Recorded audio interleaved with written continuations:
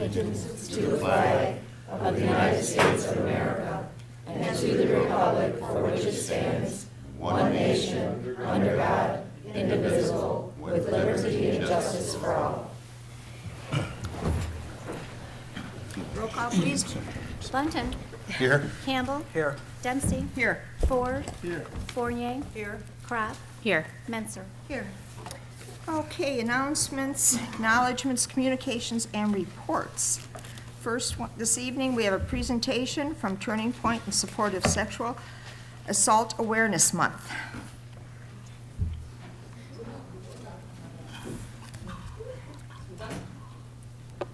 Good evening. I'm Karen Bates-Gager, here representing Turning Point, and I have with me Samantha tonight. Samantha is a sexual assault survivor, and she is going to read you something, and then if you have any questions, we'll be here to answer them. Okay. So good evening. My name is Samantha Dugan, and I'm a survivor of sexual assault and part of Turning Point Survivor Speakers Bureau. While I am grateful to have the honor of sharing my story regularly with the community and placing a face to a staggering statistic, my assault is not a blessing. I lost my family, I lost my friends, I lost my career, my financial stability, and my sense of normalcy. My life will not ever be the same. April is recognized across the nation as Sexual Assault Awareness Month. Every 98 seconds, someone experiences sexual violence in the United States. This crime is motivated by power and control and has a lasting negative impact on survivors. Domestic and sexual violence are crimes that affect all of us. Last year, Turning Point provided services to 93 survivors who reside within the community of Mount Clemens. As community members, we can commit to being safe support people for survivors by believing them. It is important that survivors know that the assault was not their fault and that they are not alone and that help is always available. Survivors and their loved ones can get help through Turning Point's 24-hour hotline, which can provide safety planning and referrals to programs such as free counseling and legal advocacy. We also offer forensic exams for sexual assault survivors, providing them with a highly trained forensic nurse to collect evidence and an advocate to provide emotional support and advocacy. Last year, 375 people impacted by sexual violence received exams. Turning Point is able to provide all of these services for free thanks to the members of the community who volunteer and support us through donations, CDBG funds, grants, and fundraisers. Turning Point believes that education is the key to prevention of domestic and sexual violence and is committed to educating the community about violence prevention, the impact of sexual assault and society's role in perpetuating violence. Turning Point believes that domestic and sexual assault are societal problems. Last year, Turning Point completed over 150 trainings to nearly 4,000 community members. Trainings are designed to educate the realities of sexual violence, including myths and facts. Turning Point also provides a prevention education program for middle and high school students, which I participate in. Students are taught that abuse is never the survivor's fault, what consent is, and how to identify coercion, and how to be a responsible bystander to their peers. Last school year, our prevention education program presented 320 educational sessions to 5,039 students, school staff, and youth service providers in the county. Students complete pre- and post-test evaluations as part of our prevention education program. We know that our prevention education program increases student knowledge because they consistently score higher on post-test evaluations. As we continue to educate the community, we hope that more people will stand up against sexual violence. One way to stand up against sexual violence is to speak up when someone makes victim-blaming statements, such as what were they wearing? Well, they've had sex before. These all perpetuate rape culture in the community. Another way to create awareness is to wear a teal ribbon. Teal is nationally recognized color for Sexual Assault Awareness Month. I've brought with us several teal ribbons with me. At this time, I would ask all Mount Clemens board members and community members to wear their teal ribbon for the month of April to raise awareness about the impact of sexual violence on individuals, families, and communities, and to show survivors that they are not alone. Thank you so much for your time. Thank you.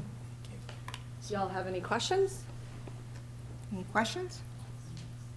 Okay. No? All right, well, I'm going to take the 2 seconds since I still have the microphone to just say that our crisis line number is 586-463-6990 for anybody that needs our services. We answer over 1,000 calls a month through our crisis line. And I'm also going to plug our big Stepping Out with the Stars event, which is our gala. We do it during Sexual Assault Awareness Month. It is at the Wyndham Gardens on April 26th, and tickets can be bought through our website, so turningpointmacomb.org. Thank you. And I will be here later for the consent agenda item, which is also us, so thank you. Okay. Thank you. All right, the next presentation is to present 3 proclamations this evening to members of our Historic District Commission. And I'm going to, since they're all the same, I'm going to read them here, and then I'm going to get up and introduce everybody. Proclamation in appreciation for the outstanding public service by the Mount Clemens Historic District. Whereas the Mount Clemens Historic District Commission was established in 2003 for the purpose of promoting and regulating local historic districts and resources. And whereas the City of Mount Clemens established the Grand Trunk Depot Historic District in 2009, and whereas through the efforts of the Mount Clemens Historic District Commission in 2009, the city became a certified local government through the Michigan State Historic Preservation Office and the National Park Service, thus making the city eligible for special grant funding. And whereas due to the diligence of the Mount Clemens Historic District Commission, the City of Mount Clemens was awarded 3 separate grants in 2010, 2012, and 2014 for the exterior rehabilitation of the Grand Trunk Depot. Now therefore, I, Barb Dempsey, Mayor of the City of Mount Clemens, on behalf of the City Commission and all our citizens, do hereby commend the Mount Clemens Historic District Commission and all of those former and current members for contributing to the preservation of the Grand Trunk Depot Historic District and supporting the advancement of historic preservation within the City of Mount Clemens for the past 16 years. And these awards go this evening to Mr. Tom Hill, Miss Lois Eulens, and Mrs.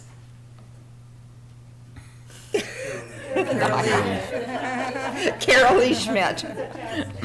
I was kidding you because we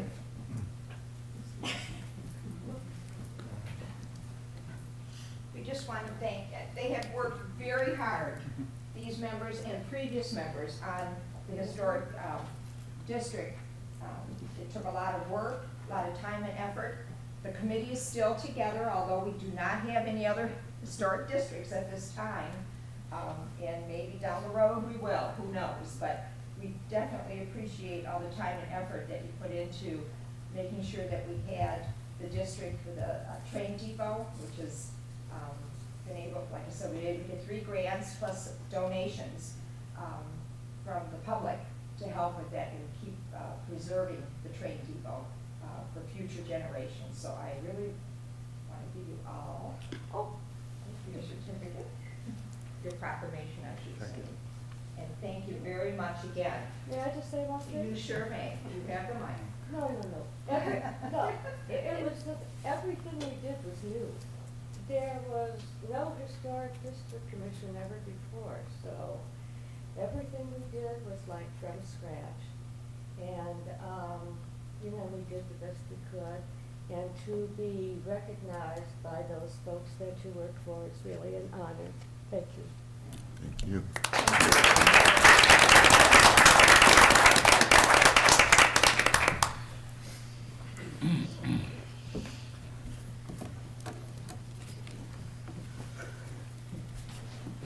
I think it was a learning experience for all of us in the city during that process. And it was a long process. Okay, adoption of the agenda. And we have we have it in front of you. You're not going to do any amendments, right? Yeah, I think. Oh, we do? Should be a motion. We have to, okay. Adopt the agenda as amended. I think you all have a copy of it in front of you. So I need a motion. Motion to adopt the agenda as amended. Second. Support. Okay, roll call? Munton. Yes. Campbell. Yes. Dempsey. Yes. Ford. Yes. Fournier. Yes. Crop. Yes. Menser. Yes. Okay, public participation time. This is public participation. This is the time you may address this body. All we ask is that you give us your name, your address, and you adhere to our 3-minute rule. Mic is open. Good evening, Ruthie Stevenson, 69 Bain Street. I'm here to speak on item number 1 concerning the rezoning from general to commercial. As you know, I am very much against that because it impacts the neighborhood northeast part of Mount Clemens, which you know is mostly, most people would call a minority. It's an African American community. To change that would impact the community in such a way that it would bring about negative connotations. Also, having been in this city for 55 years, I've seen the changes, but most of the time, everything northeast and southeast of Gratiot hasn't really changed. People have to raise a lot of hell in order to get something to get the attention, rather than the representatives of this body representing the city. When you get elected, you're elected to represent this city as a whole. Number one, how many of you would want to put a marijuana facility on the corner of your street? You wouldn't. And I'm imploring this body to vote against that initiative. Let's keep our community what it is, because it's bad enough that we have youth in this community, we have adults, and there's a lot of issues. Having been part of some of the other areas in this state and in Detroit and other things, I'm hearing the impact. I'm hearing the impact of what these kind of situations can do. And I'm imploring you to vote no against. Thank you. Anyone else?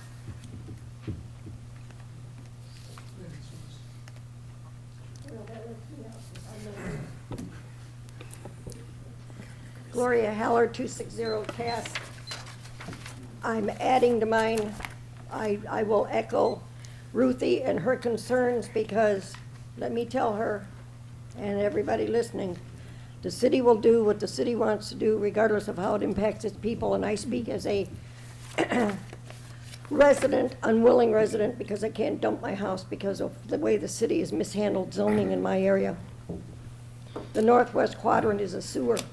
And it's because the way the planning commission, which ought to be taped so people can see what, well, maybe it's not so bad anymore, I don't know. But they turned us into a sewer, and when they had a chance to change things, they didn't do it because it would go against the interests of the very business that Ms. Menser spoke about last time, J.B. Cutting. And let me tell you about J.B. Cutting. I think it's wonderful they helped a kid. I'm all for helping kids. And of course, remember, this is an election year. And I believe her term is up, so she's probably doing formula elections and formula campaigning. So we, I don't know, hugging babies and kissing kids or whatever. But it's nice that J.B. Cutting is trying to, quote unquote, give back to the community, but they got a long way to go. Let me count it for you. They had 2 tax abatements. I thank Mr. Johns of the county and Mr. Campbell. They tried to help us at the time and voted in our favor, and it cost them both some points. But J.B. Cutting got 9 years at a total of $17,000 for the abatement, which is $153,000, and another 3 years because one of them was 12 years besides the 9-year. So altogether, they got just a little over $175,000 forgiveness in taxes. Wouldn't you like that? They owe us a lot, and all they've done is trash us. We had to take them to court once because the way they cleared the air at their wonderful factory was to put a big industrial fan in their overhead door and blow the glue-impregnated dust from the plywood grinding out into the air to the extent that when they got into court, because we dragged them there, Judge Davis said, you know, people are trying to live there. So this is not a sterling company. But then nobody is 100% good or 100% bad. So I give them a couple points for taking care of a kid, but they got a lot more to take care of before they undo the damage that they did to the city as far as their influence in zoning and the way they've trashed the northwest quadrant. So you'll notice I handed y'all all something about farmers markets. Please, let's not do the, what is it, $2 million investment in a lettuce building or something to go up behind the Anton Arc. Let's not do another farmers market. They're drug on the market. If you got that kind of money to spend in time and looking for grants, get yourself a bath bill, because right underneath this is something that nobody else can duplicate. Everybody else is having farmers market. Why are we such copycats? We have no original ideas in our mind? Nope, nobody can duplicate And we have a medical community right now that's being tossed out in favor of the new stuff, and part of the new stuff is Thank mineral. you. Anyone else? Joe E. Harrington, 152 Court Street. I was naive into thinking that this body of government was different from Washington, D.C. or a big city. Thought it was more transparent, more honest. There's a saying that says, you can't fight City Hall. You shouldn't have to fight City Hall. Thank you. Thank you. Anyone else? Okay. All right. Got one. Oh, Hi, Patrick Abichuda, 138 northbound Gratiot, 142 northbound Gratiot. Tonight, I just want to clear up the air and state some facts, facts that many may not be aware of. First, the fact is 9A, the item agenda, is rezoning of a parcel, not marijuana. Fact that the planning board in the recommendation may have been influenced off of motions in a petition with only 41 signatures, with several within the same household. A petition to oppose a proposal to alter an ordinance has nothing to do with rezoning, but emotions got the best of everybody that night. The intentions, though sincere, may be misguided and false. A fact, a petition was submitted to the city with 268 signatures in favor of rezoning the property. Fact, MDOT and the Southeast Commerce Governments, I forgot SOCOM, whatever it's called, government studies show traffic count on Gratiot and Walnut at 13,400 vehicles drive by on a daily basis. Same study also shows that northbound Gratiot Market has a traffic rate of almost 20,000 vehicles daily. Same thing with North Main and Cass, on North Main between Cass and Market, which is downtown, only shows 4,400 vehicles travel through that little section on a daily basis. Basically, this evidence states that the walkable context language of the master plan, referring just to this section on northbound Gratiot, needs to be altered and tailored to help the current businesses and remove the restrictions to help bring in prospect businesses, or just reroute Gratiot will probably make the language work, whatever's easier. The fact that Central Business has several automobile-oriented businesses, at least 2 gas stations, auto sales, collision shops, U-Haul, classic car storage.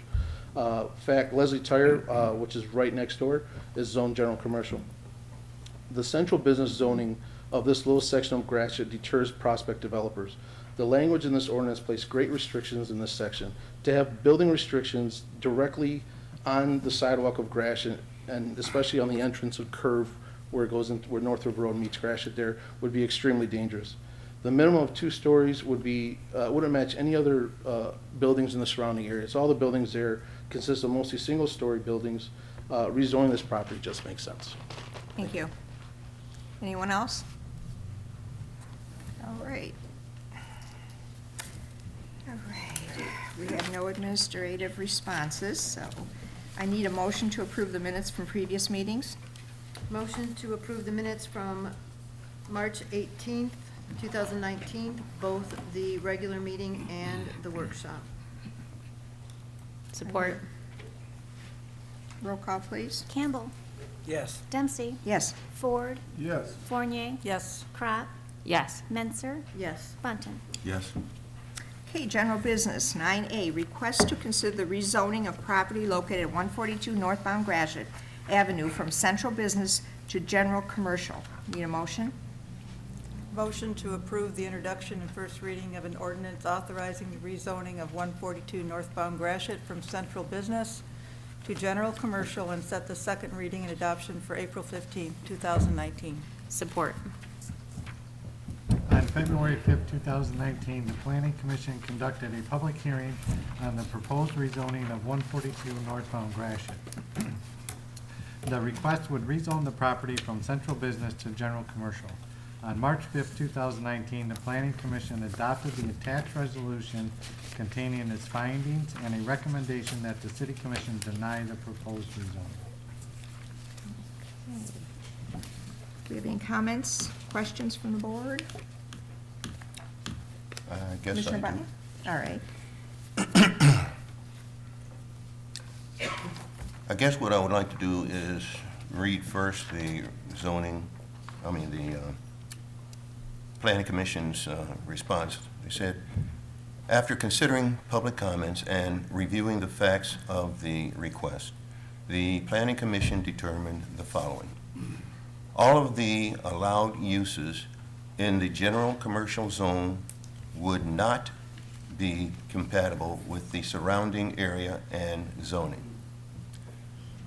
Number two, they said, the automobile-oriented use allowed in the general commercial zone would especially not contribute to a walkable context as described in the land use intent for the downtown designation of the master plan. Number three, it said, the subject property is adjacent to other property zoned central business district. The proposed zoning would not be reasonable. Therefore, their recommendation was, based on the above findings, the Planning Commission hereby recommends that the City Commission deny proposed rezoning request. The Planning Commission is made of honorable, reasonable, intelligent, mature members of the community. And they have listened to the citizens on both sides of the issue and have offered the City Commission an academic opinion.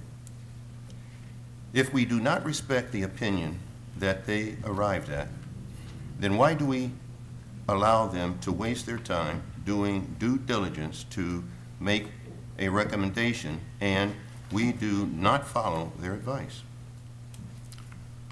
We seem to have difficulty finding some of our commissions or filling some of our commissions with good, responsible people. And maybe it is because they feel that their commitment is not respected and they don't want to waste their time. If there is a concern that 142 northbound Gratiot is incorrectly zoned, then perhaps the Planning Commission should be asked to consider the rezoning of all of the businesses adjacent to that property. To change the zoning of that one piece of property shows personal priority. Also,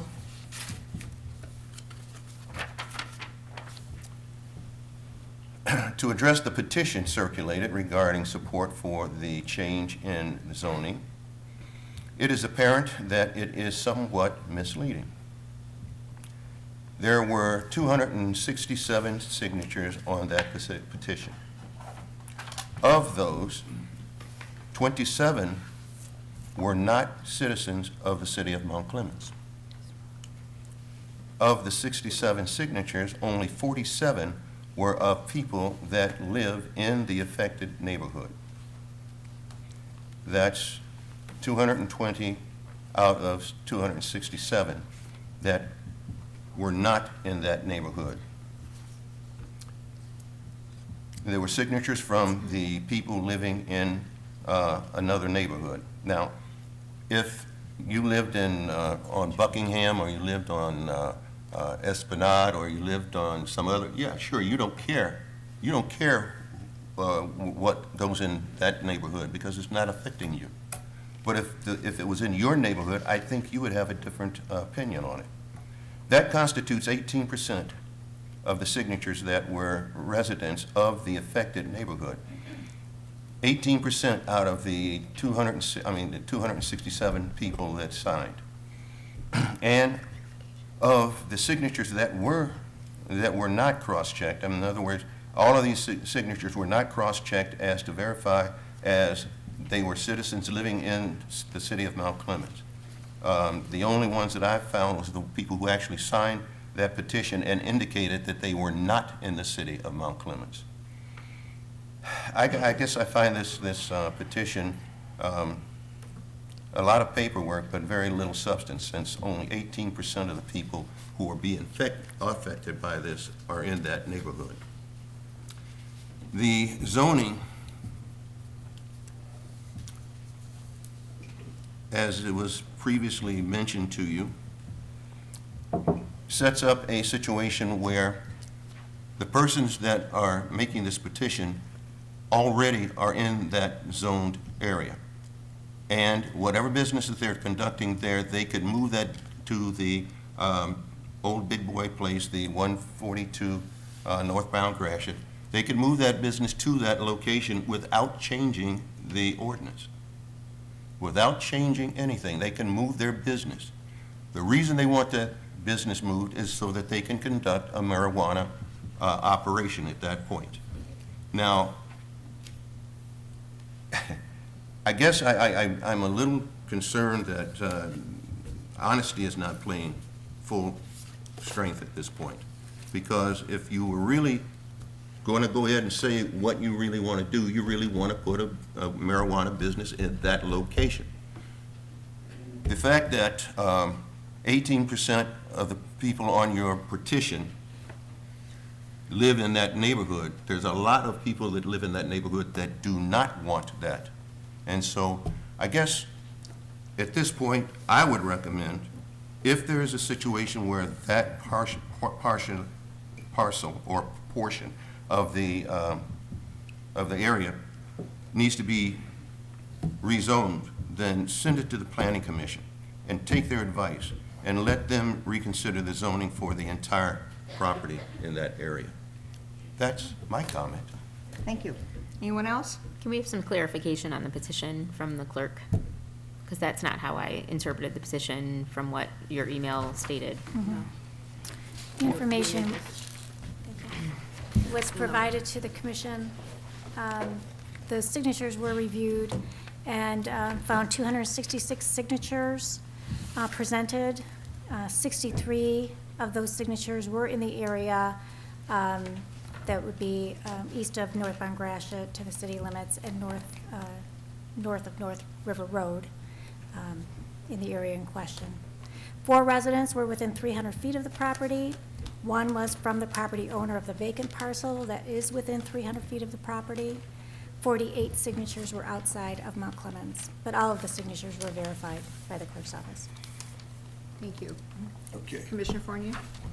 Yes, first of all, I just want to, though I did recommend that this motion be passed, I do respect the Planning Commission, and I do respect the other members of this commission. But city charter and city rules, this is the process by which we go through these types of things. It didn't just get created for this particular issue. This is the way the rules work. In considering this, one of my big issues was zoning in this city needs to be revisited. And the master plan that we have had in place now for a long time that we haven't done a lot with actually requires or suggests that that zoning be revisited. It also, we have had a project going on in this city for a couple of years now looking at that zoning.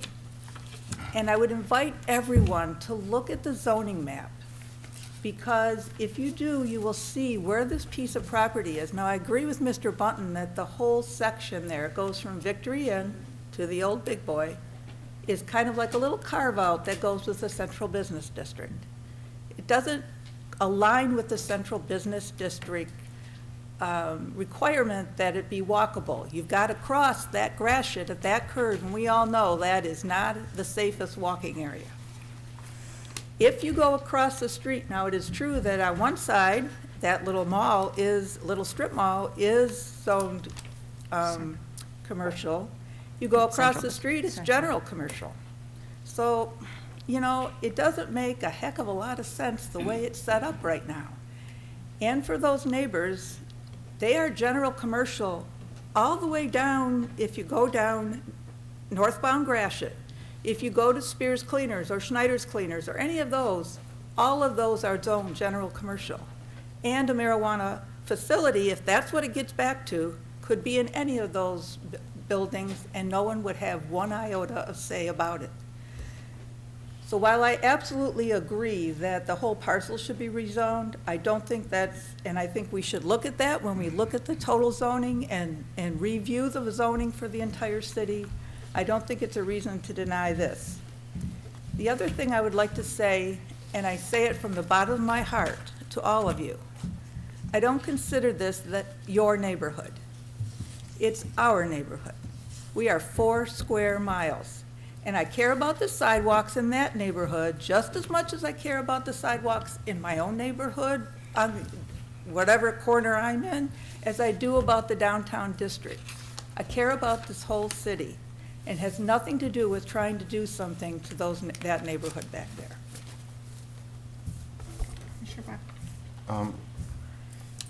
In regards to the statistics that were just given, I'm not talking about the area that is entirely the northeast quadrant of the city. I'm talking about the street where the children get off the bus and walk down that street, and they have to deal with the possibility now of some form of marijuana being produced on the corner that they get off their bus at. Now, yeah, some of the areas that won't be affected by that, maybe farther up toward North End or farther on the east side down by the river and all of that, yeah, okay. Again, that's out of the area that these young people are going to get off the bus and walk through. And again, I reiterate the fact that if it's going to be changed, then let's change the whole thing, and let's wait until the whole thing is being changed. And as far as the other businesses that are in that area, I think we're doing the young people of our community a disservice by not considering their safety. Commissioner Ford. It's an injustice to the people that live on Park, Walnut, Court, and northbound Broadway. You have to deal with the Marathon gas station, which is right around the corner. You had a couple of murders, some robberies, and a lot of other things. That's bad for the neighborhood. Now you want to put a dispensary in the middle. And then you have another gas station, I think it's the Shell, that stays open 24/7. That's another sore spot in that area. I have nothing against the people that want to put whatever there, put it in another place. Anyone else? Commissioner Menser? Because the business exactly across the street is already zoned commercial business, it makes sense to me to rezone that entire piece of property, as was stated both by Commissioner Bunton and by Commissioner Fournier. It makes sense to rezone that property and start somewhere. When you look at the statistics of the walkability, when you look at that area, it is not walkable now. Changing the zoning is not going to make any difference in the walkability. When we look at the petition numbers that Interim City Manager Borghese spoke about, 63 were in the area of precinct number 5 from the petition that is clearly labeled that it is in favor of the rezoning. When we look at the other petition, it is not talking about the rezoning of this area. The headline is specifically on amending the ordinance. When you look at that, it was 41 signatures. 6 of them don't live in that neighborhood, and that was just a rough count. So now you've got 35.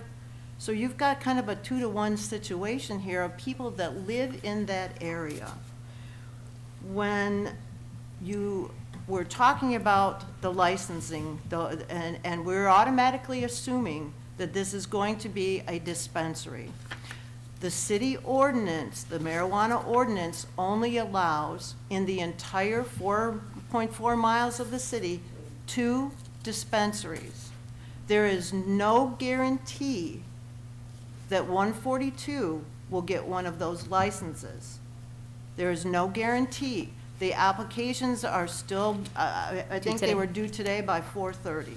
There are, as far as I know, approximately 7 applications. So there are going to be quite a few people who will not get a license. There are medical marijuana facilities all over this city. They're all over this city. I had conversation with Sergeant Gillespie of a house on Riverside that has medical marijuana growing there. I talked to two of the neighbors who called, and the sheriff department did a compliance check on that. They are growing plants in a residential neighborhood. That's happening in several streets. You guys all know it, several streets here in the city. So to put to talk about the fact that we're trying to put this specifically in one neighborhood, I think is wrong. So this is a very emotional issue for the people who live back there. But when you look at the ordinance, this request falls within the ordinance. And as Commissioner Fournier said, the people of the Planning Commission are well respected by the city. I think that they had a hard decision to make, but the decision was made in a very emotional meeting where a lot of people had things to say and where they were accused of accepting bribes, not by one resident, but by two. And that was really unfair.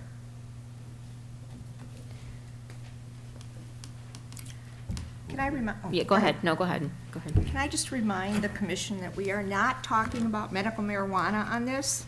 It's nothing to do with medical marijuana. You are approving or disapproving the rezoning of 142 northbound Gratiot. Medical marijuana is a total separate animal. It's a total separate process that anybody who wants to apply can apply, and it is a process they have to go through that this board has nothing to do with. It's set up with a special board that will be reviewing those applications. So we have, to talk about medical marijuana, you're so many steps ahead of what we are here to do and what we are assigned here, or requested or asked to do. Now, you know, you can talk about it if you want, but it's ridiculous to talk about something that isn't happening, that hasn't happened, that has a totally different process. So stay, I think, focused at the point that we are here to basically rezone or not rezone. That is our charge. I just wanted to reiterate that, like you were saying, that this is about a rezoning issue, not about a medical marijuana issue. And I also wanted to say that if you look at the rationale of what the Planning Commission gave us, there is an exact argument for each point to the opposite or to the contrary of what the Planning Commission gave us, in my opinion. They mentioned the walkability factor. We've already talked about that, as that if it is a difficult area to be a walkability, to be a walkable area. It's it is adjacent to some central business, but it's also adjacent to a general commercial building. It has. It also stated that. Sorry, I'm reading my notes, and I'm that it has properties owned on both sides that are the opposite issue. So it's not a clear yes or a no. It is a difficult decision, but when I look at that map, I can't say, oh yeah, this is how it should be. It doesn't make sense according to the map. And because we're an old city, we have revised things and changed things so many times that sometimes the maps do look, and I think that is why we should be looking at our zoning. And from what I understand, we are looking at our zoning and looking to change that because of some of the initiatives that are going on currently. But unfortunately, we need to talk about this property right now. And to address the accusation that we're putting this in a neighborhood that we wouldn't be willing to put in our own backyard, I would like it to be noted that at the corner of my street, which is Bellevue, The property located there, which is 3 houses from mine, is general commercial.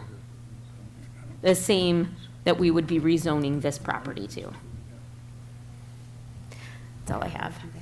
Does anybody else? I just reiterate what I had said before, just for saying it again. There's no reason that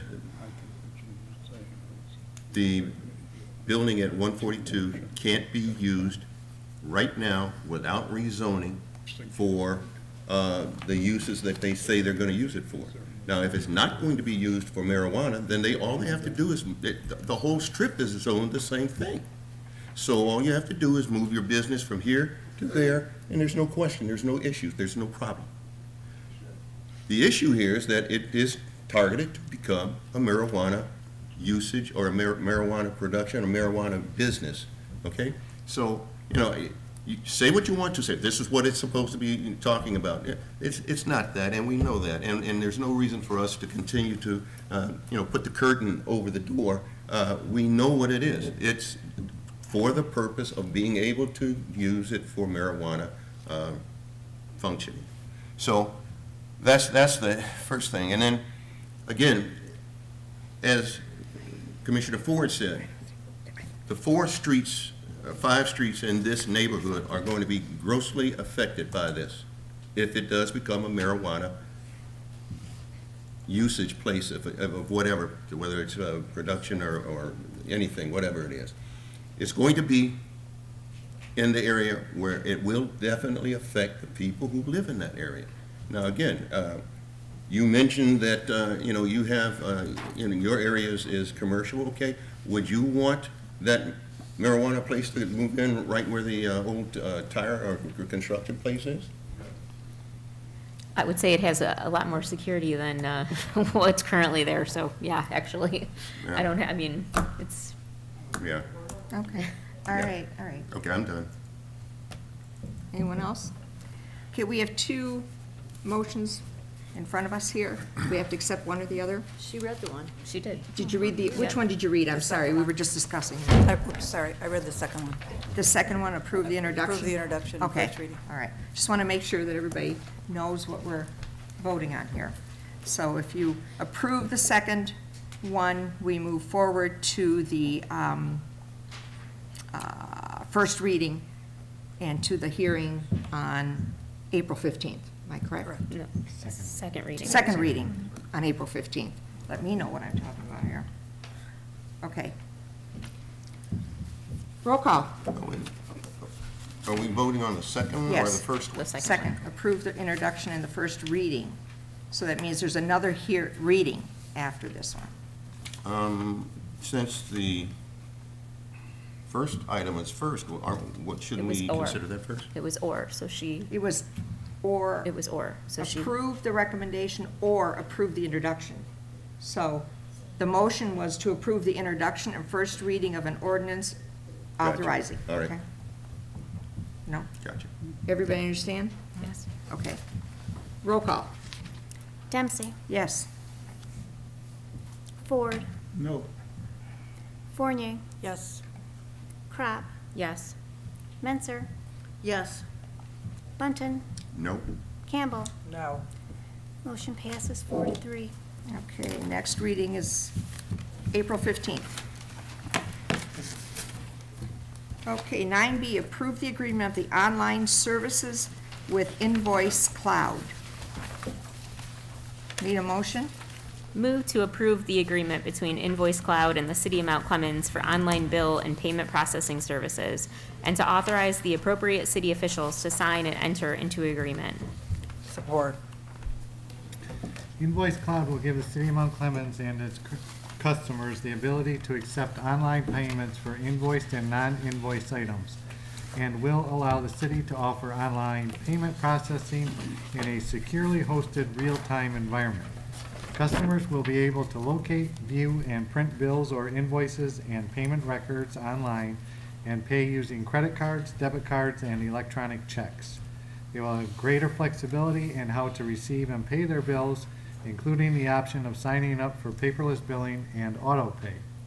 The use of Invoice Cloud will provide a wider variety of convenience for customers at a cost savings over the current provider. The agreement has been reviewed by the city attorney. Okay, are there any questions or comments? I got your Commissioner email. Crop? I'm sorry. I got your email about the fees to residents. So there is a system in place now, correct? Yes. That people do have to pay fees currently. Correct. Yes. If they use an online bill payment system. Mhm. So moving to this is making it easier, and is it making it less fees? Some, yes. Go ahead. Some of the things will be cheaper to the users, yes.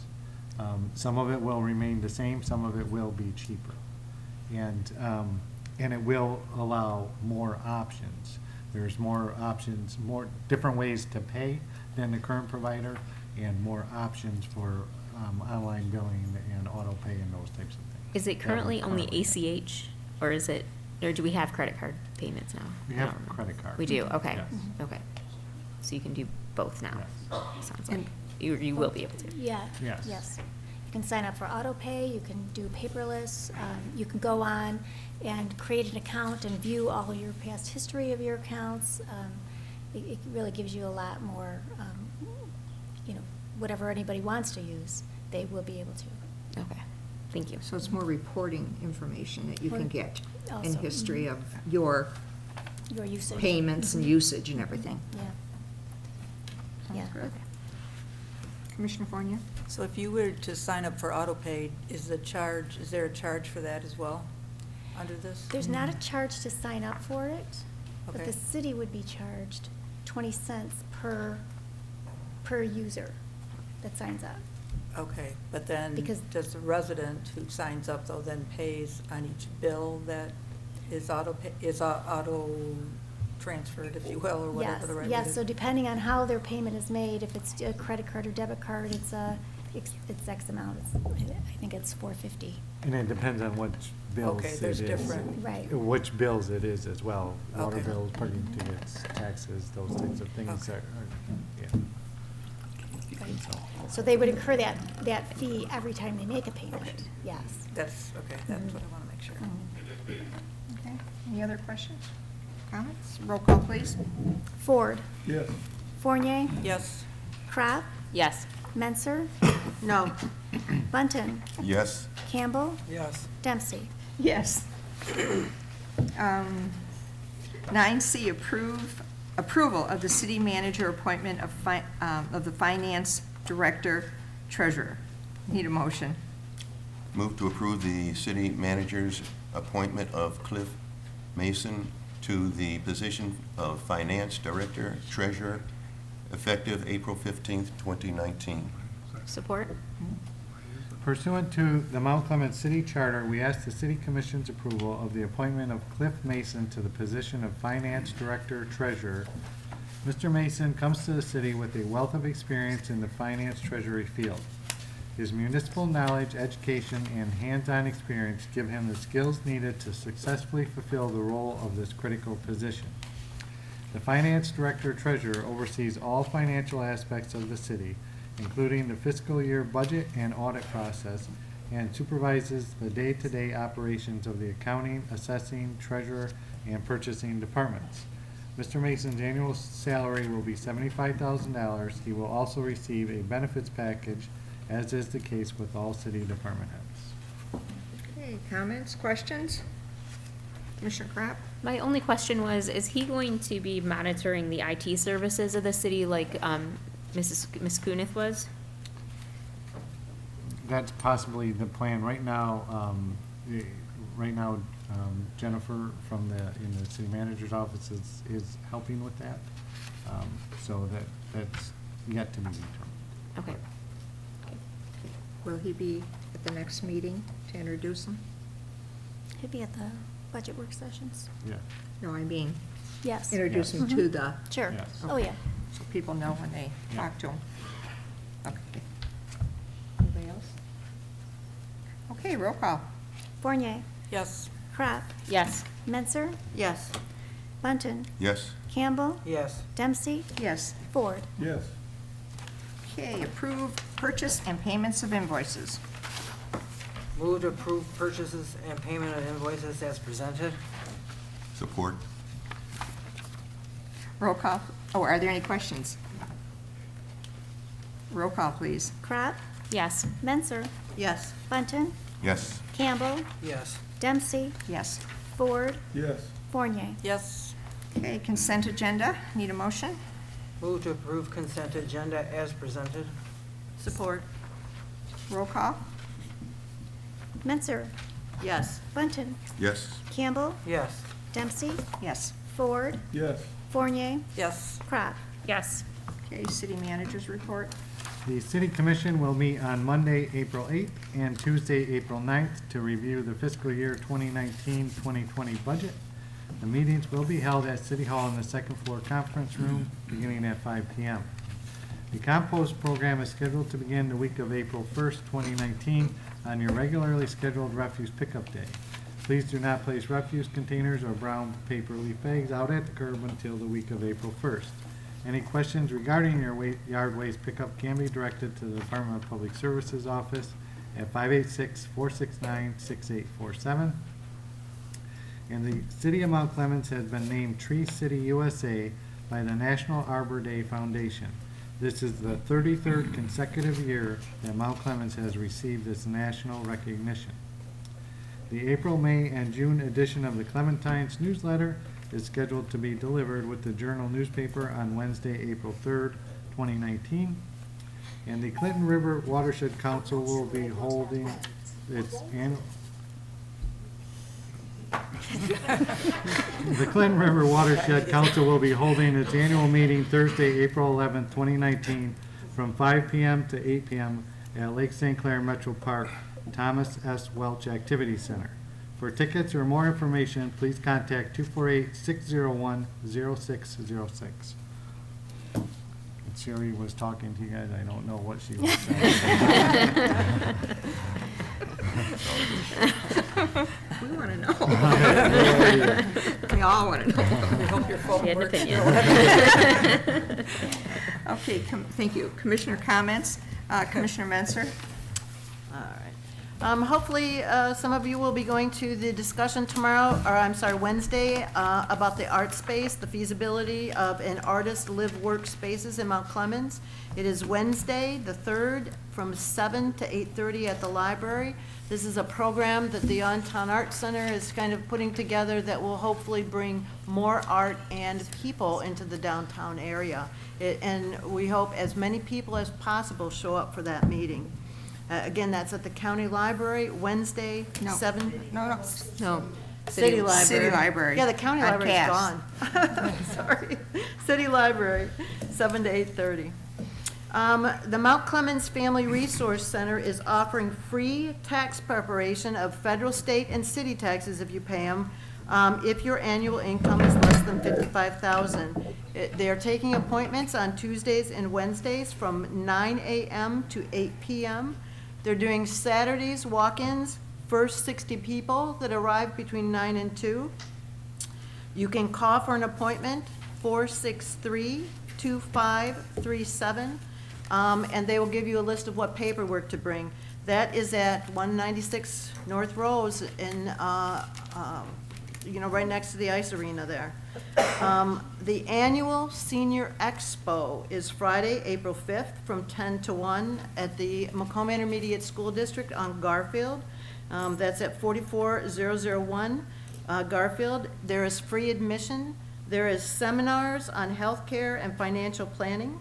There'll be activities, there'll be prizes and giveaways. There will be a prescription drug disposal, presentations on yoga and ballroom dancing, and there will be free refreshments. So please take advantage of the resources and the services that they're offering. I wanted to give a shout out to another Mount Clemens business, Samasco Law. They're at 319 northbound Gratiot.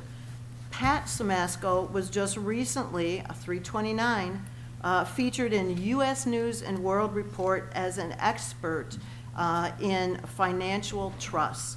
I thought it was pretty cool. He's getting worldwide recognition for a business right here in Mount Clemens. So congrats to Pat and Samasco Law. And for those that are interested, I am not up for election until 2021. Thank you. Commissioner Ford. Today I had the pleasure of visiting a pump station that we have at the end of Jefferson. I want everybody to know right now, we're looking for money. The pump station is in good shape right now, but in the future, we'll need money. So don't be surprised. Commissioner Foreman. You're a tough act to follow. You know, I was also part of that tour, and it was an incredible tour. I really did enjoy it, and but it is amazing how long that pump station has operated with the machines that go way back to 1929, and it's a pretty incredible place. And I kudos to Dave and Tom for that tour. And congratulations to the Historic Commission. Thank you very much. I love history. That's what we love about this city, and we want to preserve as much of it as we can. And the train station is really one of our jewels here in the city. So thank you very much. And one more thing I just want to say about what everyone's not saying or worried about this medical marijuana is please, please, please read the ordinance.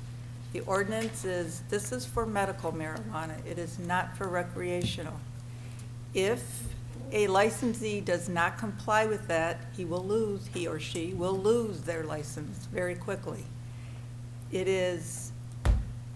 Security is tantamount in there. Many people rely on this, and to have a safe and secure place to get that is also important. But please try to understand the ordinance as well, because it is, I believe, I think it would allay some of the fears if we actually understand the ordinance. Thank you. Thank you. Commissioner Button. Okay. Yeah, I too was part of the tour to the pump station, and it's a phenomenal thing to keep it running, and it's as old as it is, but it's old, but it's good, and it's functioning quite well. In fact, we have had 4 or 5 best tasting waters in the state of Michigan at several times, and maybe even more than those, but those are the ones that I witnessed the plaques of. So I think we're doing an excellent job with that, and those people need a star on their chest for being able to make that old equipment function as well as it does. I'm just going to ad-lib a little on this. I'm concerned about any of the marijuana production or use, or medical or recreational or anything, because I don't believe the state has established the security, the monitoring, the things that make this thing really work. And I think we're all in an experimental stage right now, and it's going to be interesting. So congratulations to the businesses that want to establish 142, and I think you'll do a good job, because I think you're very honorable people. And from my responses were not personal, because I know I won't be here 20 years from now, and many of the rest of us may not be here 20 years from now, but the law will still be here, and that law is going to be what governs what people do. So that's going to be interesting to watch. As usual, I do the commissioner comments. So, according to Google, bizarre and unique holidays for the month of April. Sexual Assault Awareness Month, which we already heard from, and I think that everybody ought to do as much as they can to spread that word and to support anything that has to do with sexual assault awareness. And by the way, it's not just women that get sexually assaulted. So it's a generic situation. National Humor Month, and we need a whole lot of that right about now. National Lawn and Garden Month. You know, it always amazed me that we spend all this money on fertilizer and sprinkler systems and whatever to make the grass grow, and then we have to cut it. And then it keeps going on. You feed it some more, you cut it some more. So anyway, It's National Lawn and Garden Month. Stress Awareness Month also. So that's, you know what, I don't even need to go over that. You know what that's about. Anyway, special weekly celebrations. The first week is Library Week. The second week is Garden Week. And the fourth week is Administrative Assistant Week. So those of you who have administrative assistants, treat them very nice the fourth week of April. Obviously, April 1 is April Fool's Day, a day to play jokes or tricks on each other. They must be harmless and in good taste for the unsuspected victim. However, we want to caution you to think twice before including your boss in the fun. April 2nd, Reconciliation Day, and it is a day it is a very special day to patch relationships and to make amends. The intent is to reestablish relationships between family members, between friends, couples, and co-workers, and I guess that would be us too. April 5th, Go for Broke Day. Today is a day to take a chance and put it all on the line. This might be money, or it might be love, or it might be a project that you have been putting off and contemplating and just never got a chance to start it, so throw caution to the wind and go for it. April 7th, No Housework Day. Let's hear for that one. It's also National Beer Day, which is another good one.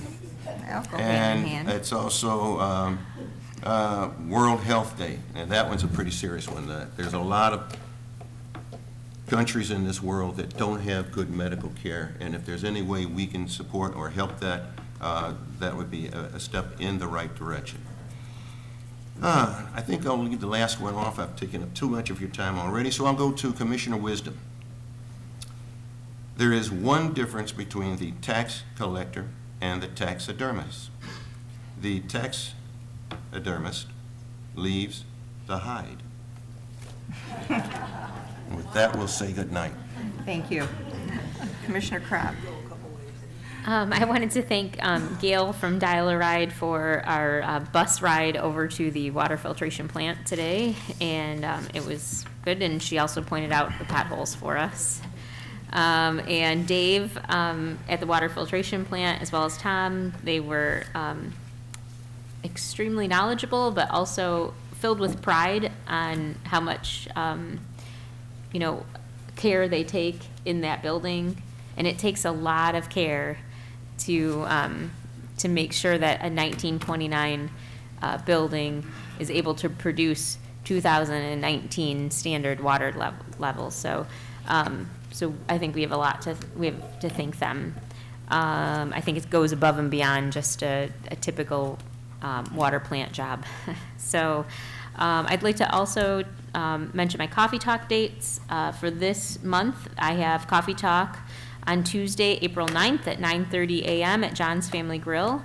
And then again, Thursday, April 11th at 6:30 p.m. at John's Family Grill. So come on out and talk about current events in Mount Clemens. If you have concerns, we love to chat about them.